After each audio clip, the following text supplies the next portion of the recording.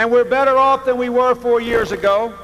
Mission, if re-elected, building a bridge to the 21st century. Do we believe that we ought to build a bridge big enough and wide enough for all of us to walk across?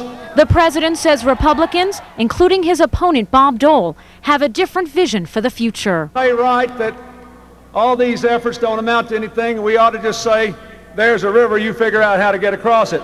4 years ago, this debate we had was somewhat theoretical, and you took me in New Mexico on faith. A record of more jobs, more new businesses, and the lowest crime rate in a decade, says the president. So we're moving in the right direction, and we're better off than we were 4 years ago, but we have to do more.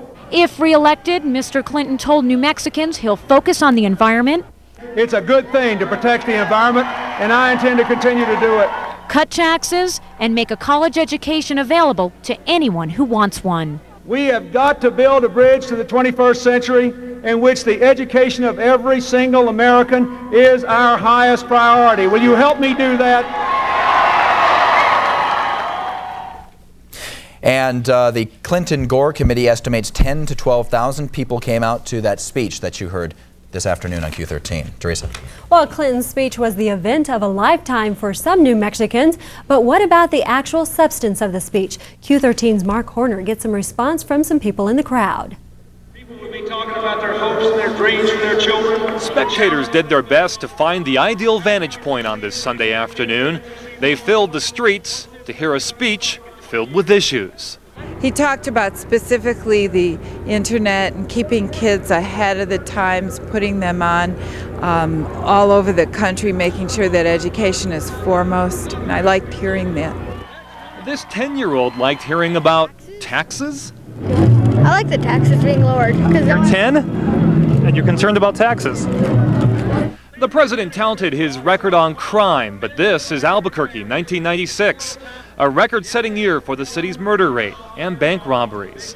But that's because of the city's growth, according to this Clinton fan. You will see a lot of crime when you have different people from LA, from New York, from every different cities coming to Albuquerque. So I think he have cut a dent into the crime rate, but because of the growth of this city, I think it's just going to be hard. And there were going to be 800 balloons in the air at the same time.